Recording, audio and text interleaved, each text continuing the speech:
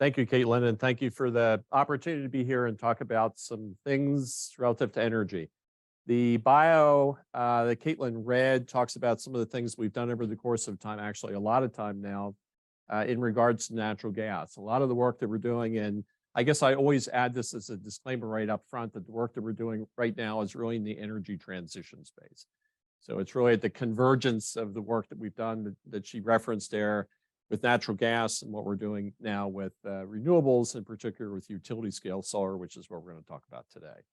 So we'll talk about a variety of things. As you can see by the title, we'll talk about some of the trends, the impacts, and the implications of what we're seeing with utility scale solar as it's developing here in Pennsylvania. I might use the point or use the terminology grid scale, utility scale kind of interchangeably, but we're talking about the same thing. I think last week, from what I recall for the presentation that Caitlin gave, she talked about the three different types. So we talk about behind the meter, which is accessory or rooftop type applications of solar. There is community scale, which would be in front of meter, and utility scale, which is what we're going to talk about today. The work that we're doing in the field is really talking about both the community and the utility scale, although we're going to concentrate on the utility scale today. The reason I mentioned about the community is because a lot of the leasing that's being done out there in the field in Pennsylvania right now is around the community scale. And certainly the work that Caitlin's been doing, some of the interviews that she's been doing, I'm sure she's interacted with some of that. But community scale is not permitted in Pennsylvania. So although we're talking about it because we're seeing the leasing being done, it's not actually being done or being built or actually being put on the ground, we'll say. Utility scale is. So there's 8 of those facilities that are now up and running in Pennsylvania. There's a 9th one that's about to emerge. And we'll talk about what some of the trends are, which is what we're talking about, certainly in the title here. There's a variety of ways to talk about solar, the implications of solar. I often hear, well, it's really about climate change and the climate metric, or it's about energy policy, and it's about, a variety of different things. And I would say, yes, it's all that.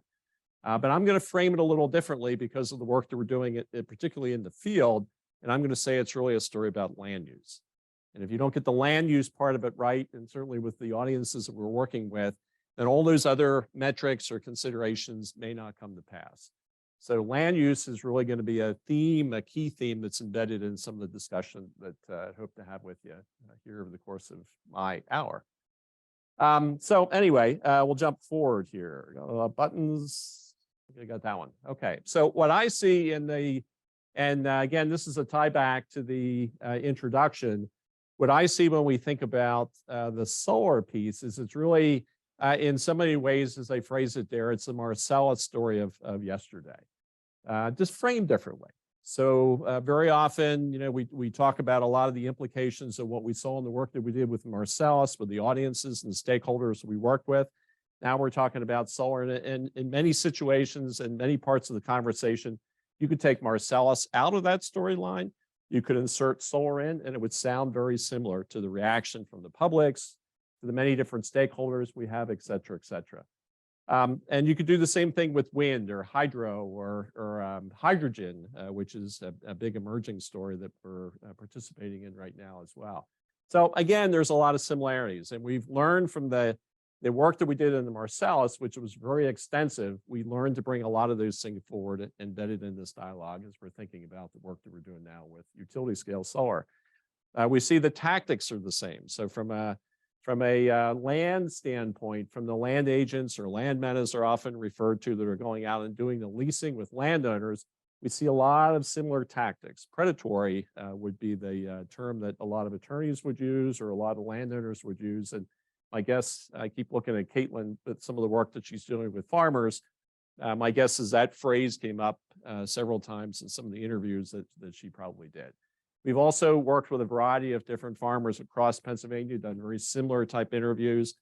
And we're working with some colleagues up at Cornell, up in New York State, some additional ones out at Michigan State. And we'll say extension in the Midwestern part of the country where a lot of this big scale solar is going on.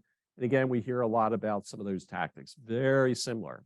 Again, it's pretty much in many ways the same people that are doing it. So We do see new opportunities for landowners, so it's a money story in that regard. So, often the phrase will follow the money and you'll see what's going to happen. And certainly we're seeing that in many respects. So from a landowner standpoint, and again, some of the material that Caitlin talked about last week from a leasing and from farmers and what's happening within some of those communities of farmers, they were looking at it as it's a positive. That's assuming that their option contracts are actually exercised, and that's not always the case. But it is an opportunity there. And with that, there's some new challenges that come forward. We also recognize that we have a lot of unprepared communities, and I'll make a reference to that again when we think about this from a land use standpoint. But just like in the gas story, we saw this wave of activity go through with gas leasing and then gas development, and a lot of communities that really weren't set up. Their ordinances maybe weren't thinking about this new activity. The economic considerations or community type interactions, again, we're not quite set up and ready for something like that coming through. We're seeing a very similar thing where some of this larger scale solar is going through. I put in here about we're seeing similar efforts by the academic community. We see more research, and Caitlin as well has been involved in some of those. A variety of us are certainly involved in a number of those research opportunities. And we'll keep bidding into that as we see new grants and new initiatives coming from DOE and EPA, and actually a variety of places, including DEP here in Pennsylvania. But one of the concerns that I have is we keep going down the outreach or the research side, and we're not matching that with an equal force in the outreach side. I was at a session out in Ann Arbor about 10 days ago, and we had quite a dialogue with some community, actually some company people that were working at the community level. And one of the things that they brought up to us is they see that they're kind of seeing that maybe there's an inflection point with the communities that they're working with, that the communities are not so accepting of this large scale solar because they're not so informed. And the communities are starting to push back. They're saying, yeah, we're interested as long as it's in that community over there and not in ours. So a little bit of that NIMBYism. But I would suggest here a lot of that's due to lack of education, meaning around the topics, the technologies that are being deployed, what this would mean, what some of the benefits and some of the risks there and how that could be managed, mitigation strategies, all that. So I think we need this match between the research we're doing and the outreach. And I think here, even as a university, we're not putting enough into the outreach side. Full transparency, I'm an extension guy, so I come from the outreach side. So, that is my bias and will continue to be. I think we have a lot to offer as a university. I'll show you some of the things that we're doing that we've been working on, because that's part of the theme of why I'm here and what to talk about. But I think we need to keep building on that sense of urgency, just like we saw it with the gas side. I keep looking back and seeing Alan back there and think about how we put together the Marcellus Center back in time, because we saw that urgency and we needed to go forth and we needed to match the two things together. We needed to bring the research and tie it to the outreach so that what we were delivering was science-based. And I think that's been one of our strengths and continues to be our strength as we think about the work that we're doing. But again, have the bias towards the outreach side. And then the last point I put on there is this social license to operate, a term that doesn't resonate maybe with everybody. But for those of us that are doing a lot of the energy outreach in the field, social license to operate to me is the make or break line in the sand. Because as I like to frame it, you can have all your research done. Again, we think about it from an academic standpoint. You can have, from the company's side, you can have your money all lined up, your capital lined up, you can have your permits lined up, you can know just where you're going to deploy, you can have all your leases done. But if the community says, not here, and we're not going to allow it by ordinance, then everything that was lined up before that is a moot point. And we're definitely seeing more and more of that as we're working around Pennsylvania. So social license to operate is going to be a key part of this going forward, just like it was with the gas side. We see more and more demand for energy. I phrased it up here, in the more recent past, the conversation has been around gas. Now it's theming towards solar, but I think very quickly we're going to see more and more in the hydrogen space, green hydrogen, blue hydrogen, but more and more in the hydrogen development side. So the science-based information, I talked about that already. One of the points that I make with a lot of individuals that I work with, certainly in the field, certainly with the industry side, is this idea about credibility and building credibility. And once you lose a conversation, you likely are not going to get that conversation back with the public. So it's very important to carry information out that's good and factual and science-based information. You betcha. Okay. Okay. So hydrogen cars, and I should have, that's a good point. So hydrogen is, that's kind of off topic, but I'll go back and answer it. So hydrogen is typically, there's a variety of ways to frame the different types of hydrogen that are used. So the hydrogen, for the most part, that we're using industry-wide, probably even here at the university in some different formats, would be considered gray hydrogen, or the dirtier of the hydrogens. So you take natural gas through a process, you strip the hydrogen out, you capture that, you release the CO2. That's gray hydrogen. Blue hydrogen, you would do the same process, derived from natural gas. The CO2 you would capture and sequester it, or use it in some other industrial process. Green hydrogen, different story, different process. Take water, split it, take the hydrogen out, so you're not releasing CO2 at that point. So it's a greener process. They have turquoise that comes from hydro. They have pink that comes from nuclear. They have some other colors out there. So it's phrased that way, or you can phrase it. Some of the companies will delineate it based on the carbon considerations, or the carbon intensity. So that would be a way to look at that as well. Mentioning about the credibility, one of the things that I continue to see is the dialogue that we get in with the publics that we work with, and obviously that's the mainstay of why I'm here and talking today, that the credibility, it's very important for us to come to the public, meaning the outreach work that we do, not advocating for this. We're not advocating for hydrogen. We're not advocating for gas. In this case, we're not advocating for solar. Now, we certainly know that there are entities that we work with at the state, federal level, here within the university, et cetera, certainly the industry that is advocating for that. But that's not the standpoint that we come from when we work with the publics that we deal with. We work with a very wide range of publics, and we look at this in a very holistic way. So we bring information and we let them sort it out. We help them with the technology and et cetera, et cetera. So the question then is, how do we convey the facts, and what are the facts? I have some elected officials, for instance, that I work with, and they would tell you that, well, Tom, you have a bias because you're bringing your perspective. And my argument would be, no, we're bringing information about the topic, and it's for you to make the decisions for your county, in this case, that are important for you, but they still see that maybe there's a bias there. We've had that through the gas story. We'll have that through here, and we'll have that through the hydrogen as well. The point there is, who determines what the facts are? Who determines what the science is? It's the right science. And another question we often get is, well, who does the outreach work? So, where does this information come from when you're working with the many different publics that we work with? We think it's important that, we're a land grant university. That's one of our missions as extension. I work for College of Ag. I work here in EMS, but I work for the College of Ag. I'm an extension guy, 30 some years of extension. So we think that that's our place in the story. We're the bridge between the research at the university, the capacity of the university, and the questions that you find in the space and the world around us. We provide that bridge. We bring the questions, we do the research here, we take the information back out.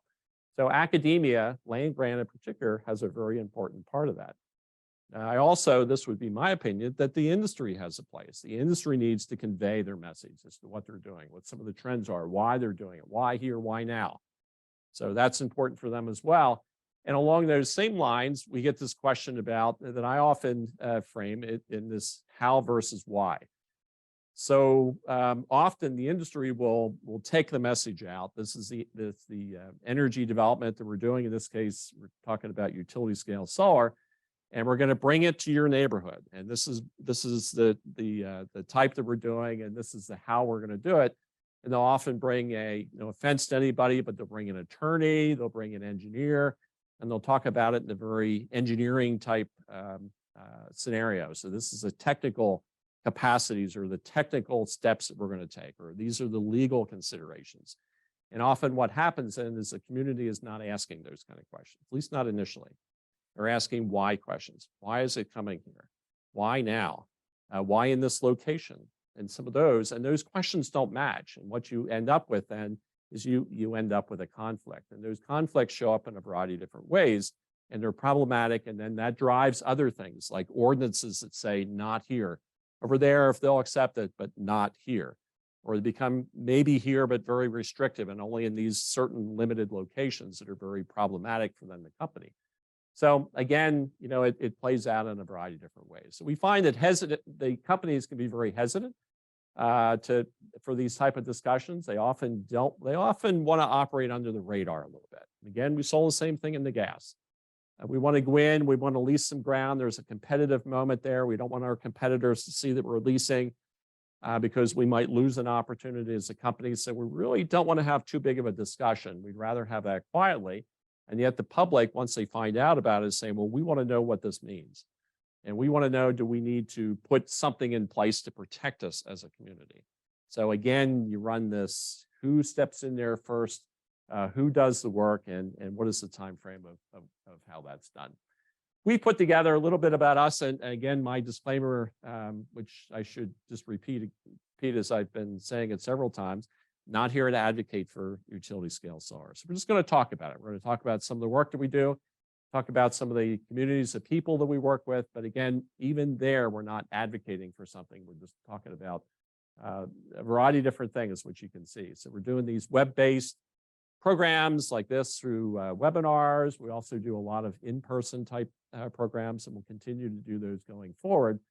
Although we will be doing less of those because I'm one of the people that does them, and I'm about to not be a Penn State person. So I'm retiring. So there'll be less of that type of work going forward. But it's a very important aspect of what we can provide as a university. And hence why I'm advocating that we need to be investing in that outreach side of this dynamic. You can see the range of what we're talking about there. We've done leasing programs, which again, we learned from the gas side is very important. When you're talking about utility scale solar, that's the first step.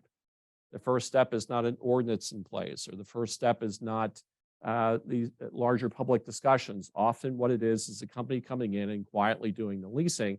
And we've learned that we need to be working in that space, even though we're advocating for those public discussions. So things can happen in parallel, but the first step is typically in the leasing side. We get into dialogue about the technologies. We get into lots of dialogue about farmland preservation and things of that nature because of the leasing piece and because there's large sums of very large sums of money being placed on the table in a variety of places. And it's life-changing for a lot of different families as they go through this or potentially go through this. So we get into things like financial and estate planning, money management, not how to manage your checkbook, but how to manage large sums of money that might be coming through a multi-generational type process. So again, there's things that we've learned from one side of energy development that we try to do. We'll talk about some of the local programs that we're doing. Then we work with a variety of different entities. You're probably not familiar, all of you, with some of the acronyms there. PSATs would be the Pennsylvania Township Supervisors Association. I think it's Pennsylvania State Association of Township Supervisors. CCAP would be the County Commissioners Association here in Pennsylvania. Farm Bureau, certainly one of the larger landowner groups here within the state. They would be in most all states in the country. We consider PA, which is a land trust type group. So it used to be, they've rebranded. They were the Pennsylvania Land Trust Association. But we work with others. Pennsylvania Bar Institute is we're trying to train attorneys to understand what is this wave coming and how did they need to work with landowners, for instance, on the leasing side. Because we found that in Pennsylvania, there are very few attorneys not aligned with a company, solar company, that are available to do the review of these lease contracts that I believe that Caitlin was talking about last week as well. A gas contract might have been 3 or 4 pages typically. A solar contract can be 30 to 60 pages. It can be very intense. And most attorneys are not so up to speed on the technology that they're sorting and sifting through there. And again, some of the legal considerations that would be tied to that as well.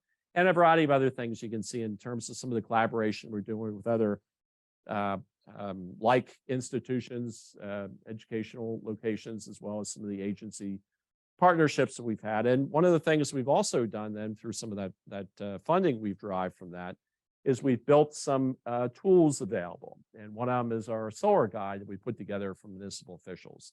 So as I keep segueing into the work that we're doing with municipal officials, we built a segment of our MCOR webpage, our Marcellus webpage, to deal with solar. And now we've parked there a guide for municipal officials. So it's public facing, although our intended audience is really public officials. So think at the local level. So your local township planners or municipal solicitors or people of that nature, certainly township supervisors and at the county level. And these are some of the broad categories. So if you go to that site, you would find that we have stacked in there a lot of information that answers what we have found to be a lot of the questions that those officials are coming to us with. So a lot of good information. We'll keep that green over time. We'll keep adding to that as we go forward with some additional funding that we're looking at. We also have worked on some ordinance language. So with our colleague, Mohammed Badissi down at Penn State Law at Dickinson, he's put together through some of his students, they've done some research, which I'll talk about here in just a moment, and pulled out a lot of considerations for leased language that then townships and counties are asking us about, and folks will be able to go there and access that. Just a quick copy of the guide. You know, if you go in there and take a look, so you know what you're looking for. We're trying to describe a variety of things along those lines. The other thing that we've put together that has been very popular, we have found that most people that are making decisions about these large solar installations have never been to them.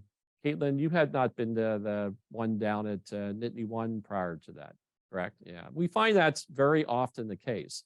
So a lot of township planners, the audiences that I talked about just a moment ago, are writing ordinances, or the supervisors are debating with their constituency, what have you, but they've never actually gone and seen one. And sometimes you just don't know what you don't know. And when you actually get a chance to go in and see one of these, it generates a new list of questions that then you can find some information and hopefully be more informed and move forward, and again, have more credibility with the constituency that you have. So we haven't run a lot of those tours like we did on the gas side, but what we have put together is a virtual tour.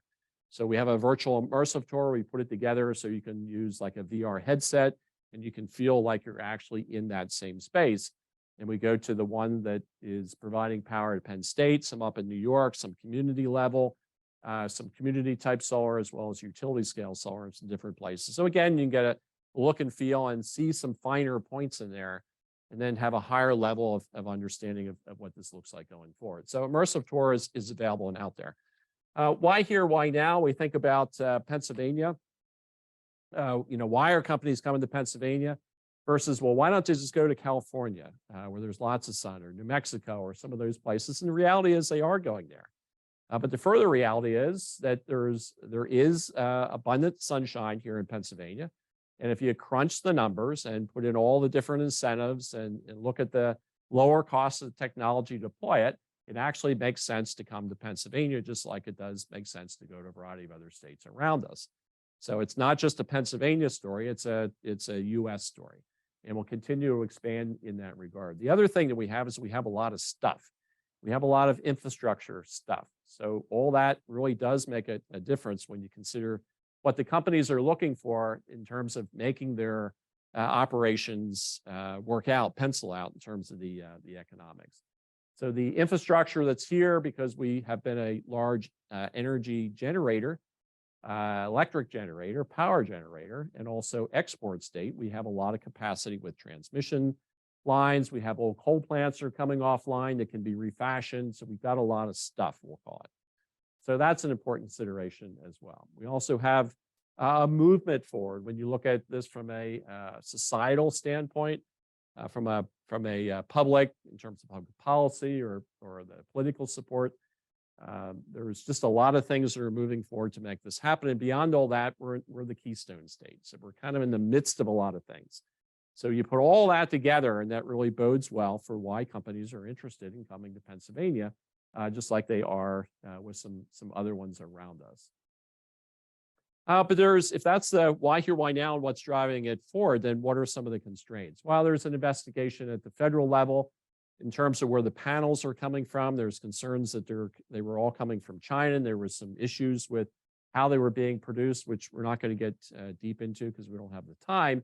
But there's an investigation. It may lead to tariffs, and companies are concerned with that. Solar companies are concerned because can they get the panels in the time frame that they need to work with the schedules they have to actually deploy some of these facilities. So we'll call that supply chain. But supply chain in that case might be driven by some of this investigation done at the federal level. There's other things, access to grid. So when solar company proposes a project, they have to get access into the grid. They can't just build it and then just tie it into the grid. They have to get access, or they have to get permission. There has to be capacity to be able to tie into the grid. And along with capacity, it has to make economic sense. So it depends what the cost is at that site, through that substation to that transmission line can be different than another similar location in another part of the state. So that's part of the story. And then lastly, the last two we have there, that's the public response. And I would argue these are probably the biggest two. The public response, or what I'll again go back and call social license to operate. How does the public perceive this? Is the public going to allow this to be within their community? And more we're seeing publics in a variety of places that are saying, not so fast or not at all. They're still trying to sort it out, and they put moratoriums in places in some regards, and other locations they've said, no, we just don't want it. So they make the ordinance language so difficult that a company looks at it and says, this isn't going to work in this location, and they move on. So ordinance language is going to be a big part of it. We think about that commercial predictability from an ordinance standpoint and from the company and how they interpret it, but all those are going to be critical. A couple of quick graphics. I like these two because it shows what I think is a pretty quick transition from one thing to another. And I think we're about to make the next transition, and it could be equally as fast, or fast is kind of subjective here, but I think if we look at how energy has transitioned over time, we could agree that this is pretty quick. So you can see a little bit of gas, a lot of coal. When you look to the 2007, look at 2019, you can see a lot more gas and considerably less coal. A little bit more renewables, it doubled, but it's still just a little bit when we look at 2019. So again, it's kind of interesting, maybe just no surprise. The Marcellus came in during that story. The climate discussion really ramped up in the midst of that dialogue there as well, that time frame as well. So a variety of drivers there for sure. But if you match those two things together, I think it's interesting to note, again, back to the 2019, that in 2019, we see this big uplift in terms of permit applications or projects that are put into the PJM queue. You're going to ask me what PJM is? Pennsylvania, Jersey, Maryland queue. I'm just jumping ahead of you. Okay. All right. So that's the grid that we operate under. It's a Pennsylvania, Jersey, Maryland queue, or grid in this case, and that's where all the power that's produced goes into that grid, and that's where we're getting our power from, unless you're producing it yourself. So, and that spans more than those three states. I think there's 17-ish states, covers a big part of the eastern. It's the biggest grid in the country, and certainly has a big part of the population because it's here in the east. But you can see, I think what's important is it was going along these projects, these large scale, utility scale solar projects, few in number, and all of a sudden the projects that were proposed and go into the queue for consideration really took off. 2019. So again, if you go back to here you think, well, there wasn't a lot of uptick in terms of the renewables. Then if you look at, well, oh, there's a wave coming. We can see this wave. And that's what we're trying to illustrate there. The other point that I try to match with that, though, is that industry themselves will tell you of the projects that are proposed, somewhere between 10 and 20% of those projects will actually be built. So it's important to recognize that. It's important to recognize that if you're a researcher and you're wondering, well, is this as big as it appears? May or may not be. Is it important to recognize that if you're a landowner and you sign an option contract, because you're thinking, well, now I have an income stream that's going to go on for 20 to 50 years maybe, and I can start spending the money. Not so fast. Or what about a township that's thinking about, well, because of this wave, do we need to put an ordinance in place? Because there's a huge wave coming. Well, maybe or maybe not. Might be good proactive planning to do that, but again, 10 to 20% of those projects will be built. So I think there's a variety of things to consider there. If you look at where they are, some graphics from DEP that they share with us to use, I think it's interesting. And I just did a public meeting down in Lansdale, down in Montgomery County, the tail end of last week. And the interest down there is a lot less. Programs that we do in the Northwest and the South Central part of the state, we get a lot of people come out for them, meaning township and county type people, some state representatives as well, because they realize the wave is very real and the projects that are proposed in their areas are, they're great in number. We also would have the question, well, why there versus somewhere else? Well, if you go to the Southeast, you got big population densities. You have high land values. You have you don't have a lot of large open tracts, which utility scale solar needs. So you see less down in that corner of the state than you would in other parts that's more rural. So what we can assume then is the more rural it's going to be, you're going to see more projects, and that plays out when you see the ones in the queue. Look at New York State, we see similar things. Our colleagues up at Cornell are seeing similar trends. If you're up near Albany, you can see there are fewer. You get down there in New York City and the more metro areas, very similar type of storyline there as well. If you look at the number of acres we spread around the state, how many acres could be tied up? Again, I think this is a story about land use. All those other factors are important, but land use is a big part of this.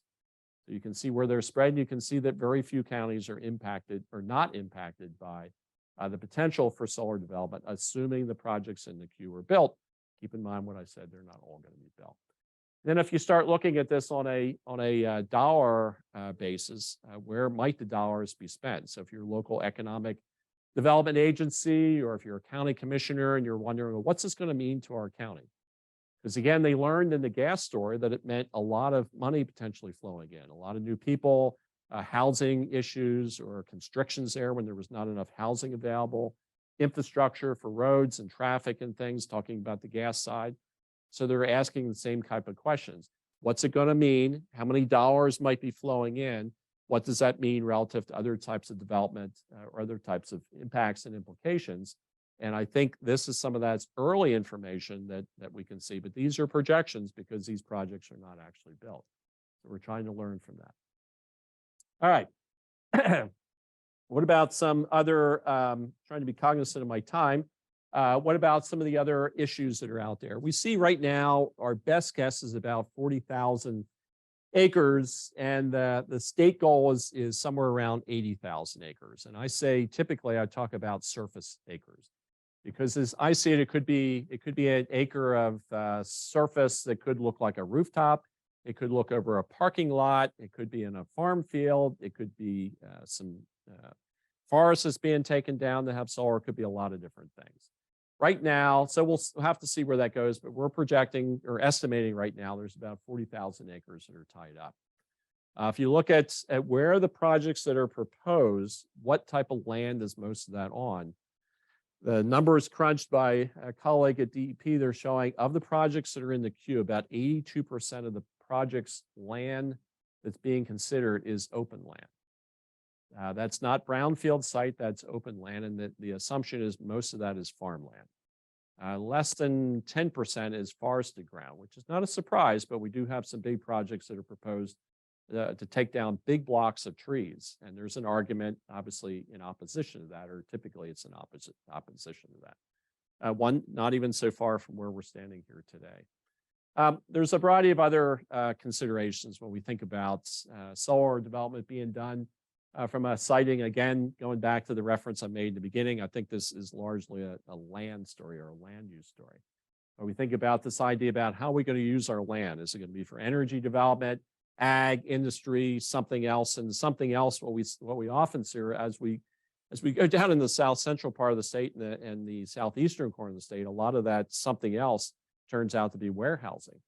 So as we kind of changed our shopping patterns and we want everything delivered to us in a day or 2 days, we need a lot more warehousing and we need it close by. And that's really tying up a lot of land in that regard. So we see some of these big changes that are happening, and energy is one of them when we talk about utility scale solar, because these projects can be hundreds of acres to several thousand acres. We have some of those several thousand acre projects that are proposed even for here in Pennsylvania. I live in 2 counties over in Lycoming County, and our county, where right now Planning Commission is considering one that is almost 900 acres. So it's pretty big in size, and that's all farmland. So again, this interaction between new types of energy development, or new types of development, we'll say, that we haven't seen at the scale in the past. So a variety of other things. We get questions about everything that we're talking there. Because of time, I'm not going to go into them all, but I think you can get the gist that there's a kind of a list of the hot issues out there that people are asking about.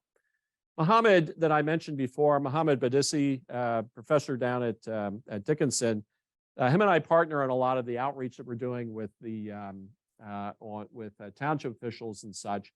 And he came up with a graphic here that I thought I'd share with you.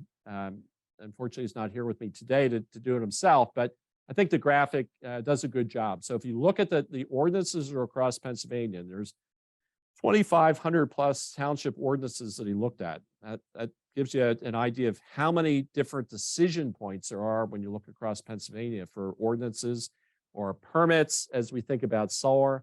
Of those, 85% of the ordinances that are out there in Pennsylvania, in these municipalities, and if you go to the county level, you would find in most cases, there's 67 of them, of course, but you'd find very similar. Most of those do not have an ordinance.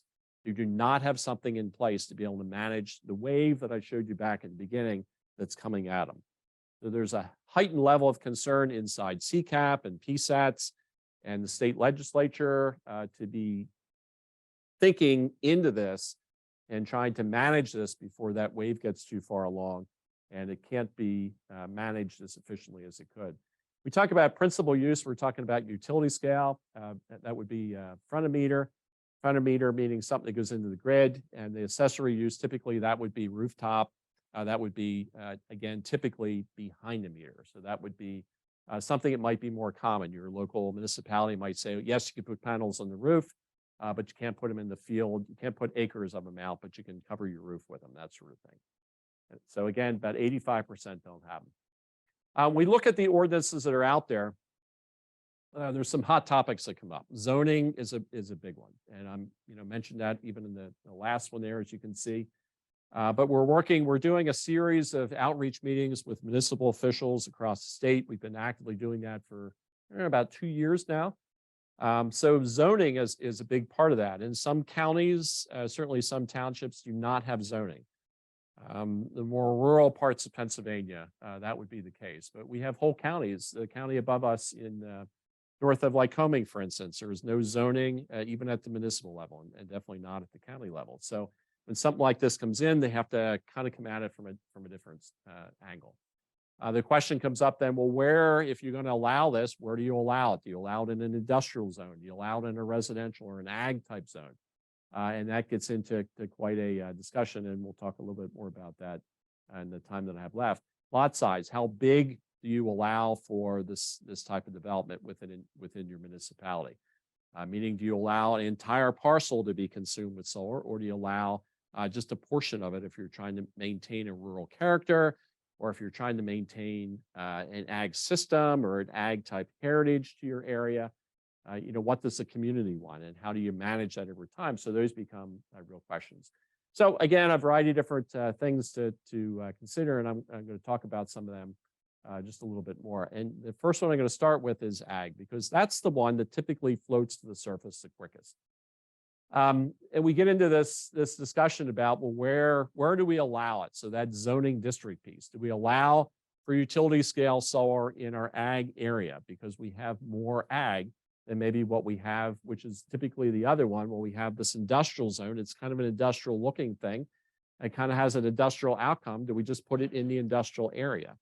Well, it's low density energy production, and some townships look at that, or counties look at that and say, well, that industrial area is too high value to put a low value or a low density energy system in. It takes up a lot of land. Unless we can put it on the roof or over the parking lot, would it make more sense to put it in the ag side? So that's the conflict. That's where the argument goes back and forth.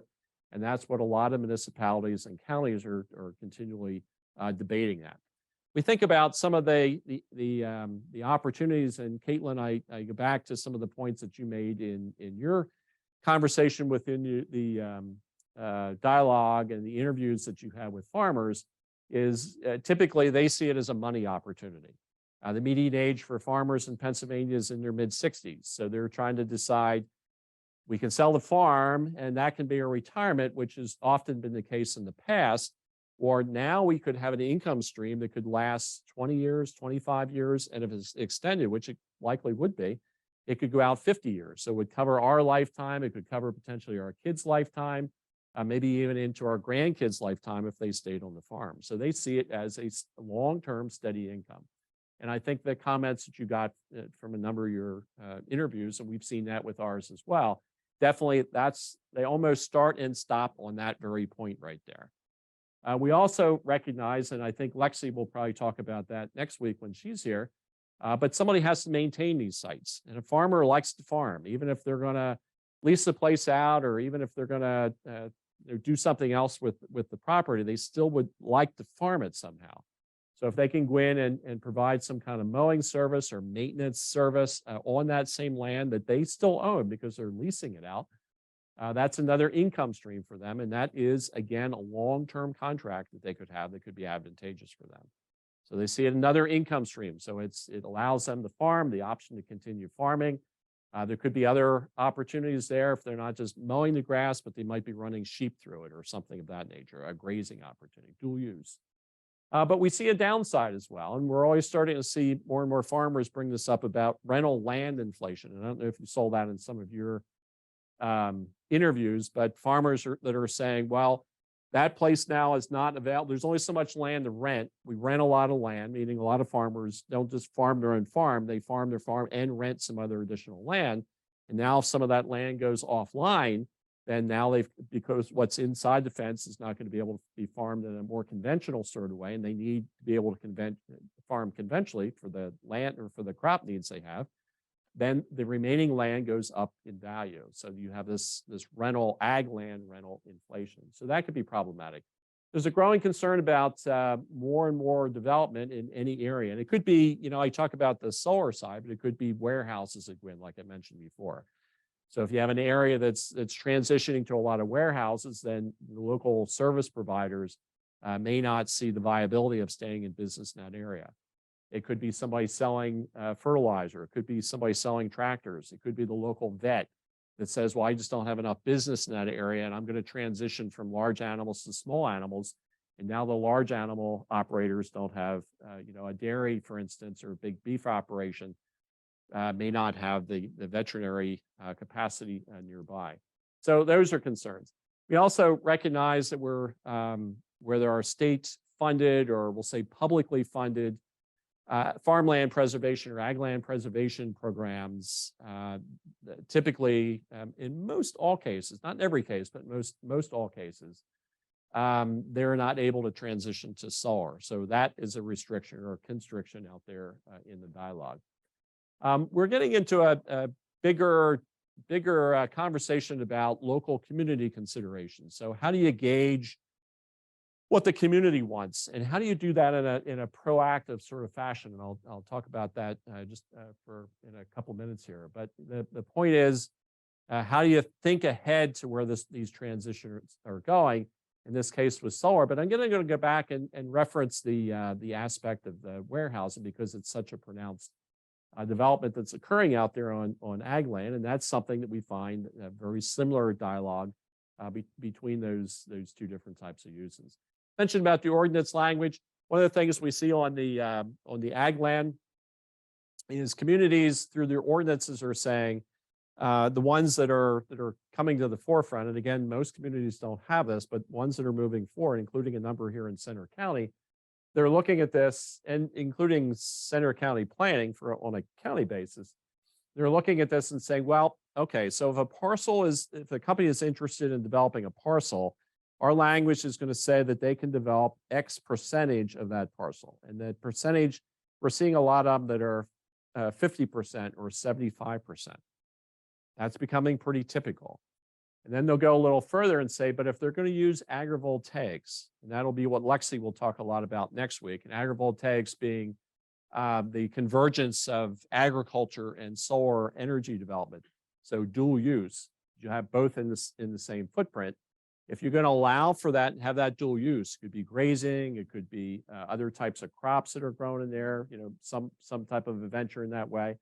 Then at that point, we'll allow a higher percentage. If it's 50%, we might go to 75. If it's 75, we might allow 100%. So we're seeing that now starting to rise up in the conversation about agrivoltaics and what's viable as agrivoltaics as becoming a bigger and bigger part of the discussion. I think it's also important to be thinking about how we can be more scientific in these type of ordinances, or the restrictions, or just the general theme going forward in this decision-making process. And I think GIS is a good way to do that. And I'll reference that with 2 quick slides here.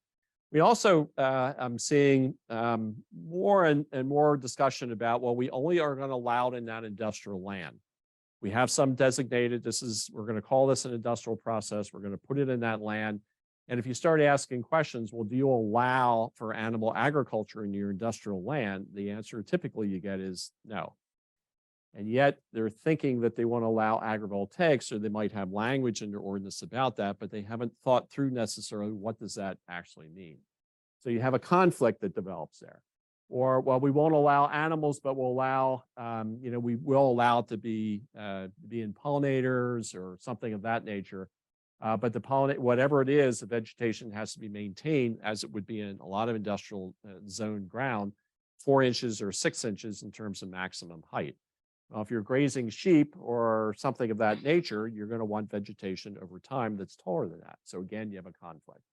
And townships aren't always thinking that out because they weren't typically thinking about those ramifications. There's a variety of other considerations. I just mentioned a few here. I know we're running out of time.